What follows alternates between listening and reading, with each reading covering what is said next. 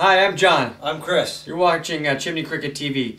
Today we're dealing with an existing wood-burning stove, and we are going to be replacing damaged stovepipe, the ceiling thimble, the attic insulation guard, and the chimney pipe itself, the Class A chimney pipe that goes out to the roof, and the flashing.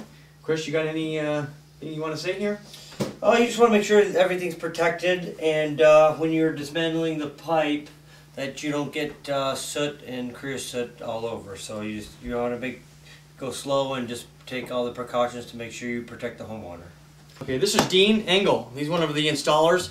He can be reached at tech support at chimneycricket.com or by phone, just by pushing tech support on our hotline there at 800-353-7668. Dean, what are we going to be doing today here with this stove?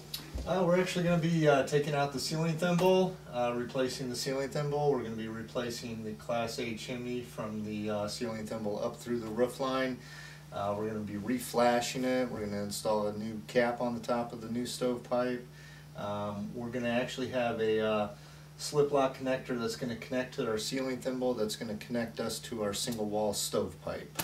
So that's basically what we're going to be doing with this today. So we got single stovepipe with a damper. We've already replaced a couple pieces here, right, Chris? Yep. And let's get ready to dismantle this unit here. Yeah, let's get this gentleman burning again. All right. Okay, Chris, what's the first steps here with this pipe? What do we got to do? How do we know what we need to order, a material list, and what do we got to do? Well, first you got to take a measurement on how much pipe you're going to need from the ceiling down to the flange of the unit. The flange of the unit is here. Well, in this case, the flange of the unit is going to be there. We got 41 inches. Okay. So we're going to, these pipes tend to come in 2-foot sections, so we're going to have to make a cut to make it work. Okay. This is an 8-inch pipe. All right, so I noticed that this is all, this pipe has been removed now, and we've attached the first section of pipe here. And this is your calibrated draft control, your damper, in other words.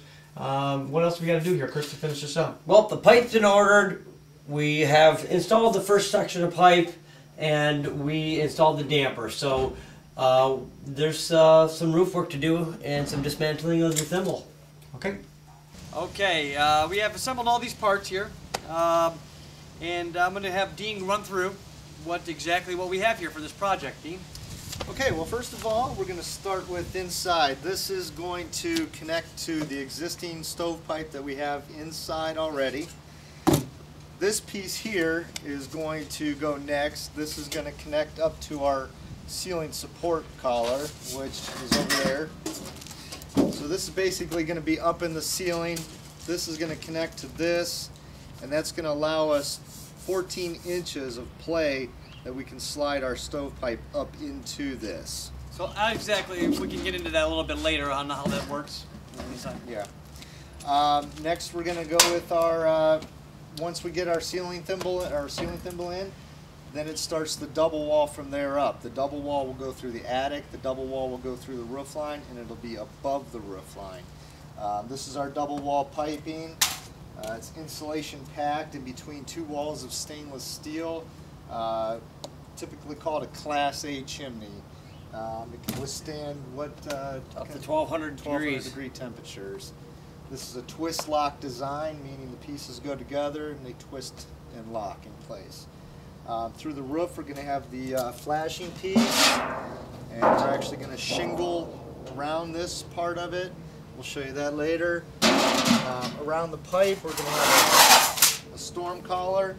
This will basically go around the pipe like this, over top of the flashing to keep the water from coming down inside. This is actually our attic insulation shield. This allows insulation to go right up against it so it's not flammable through the attic part. And then to top it all off, we have our stainless steel chimney cap. It's going to go right on the top of our pipe here. Very nice, very nice.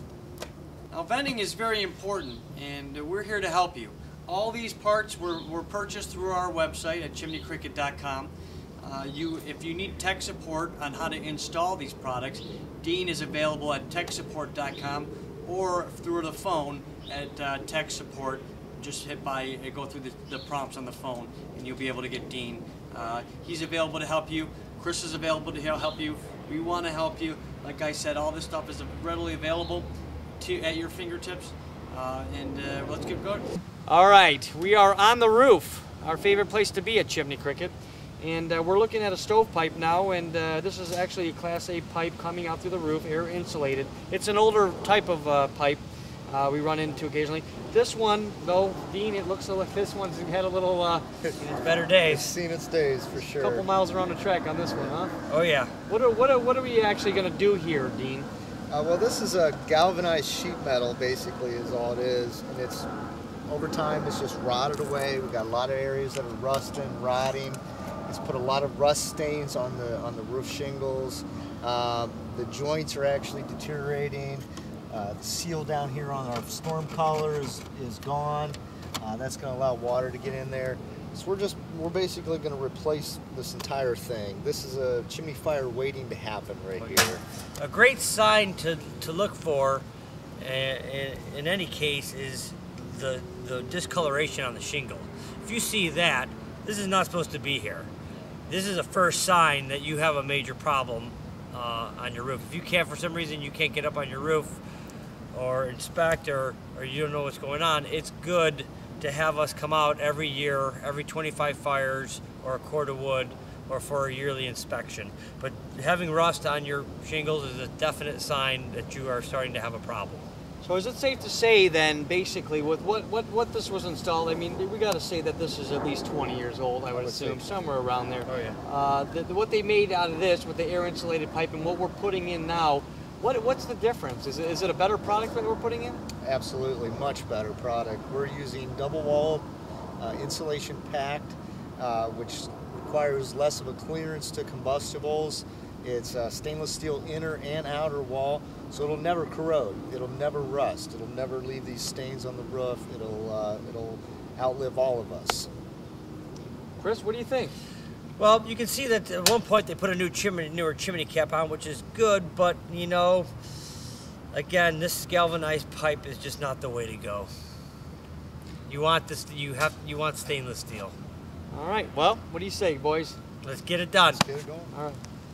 Well, Chris, look at this. Oh my goodness, this is worse than we thought. What are we looking at here? This is just complete and utter devastation. This guy was in serious harm's way. Definitely a candidate for a chimney fire. Now this is triple wall pipe, as you see here, with air in between each pipe. Typically, that's not an average install these days for this kind of pipe. You'll use the pipe that we're using now, but look at the buildup here on the outer wall. This is your stainless piece here, right, Dean? Yeah, and then you got then what we have here on the second wall is a galvanized piece, if I'm not mistaken, and we also have another galvanized piece on the outside, rusted, but buildup. More importantly, on beyond the stainless portion here, which is a potential threat. That means that the pipe was not correctly put together at some point, or it just broke down. Or it broke down. It broke down. They had a good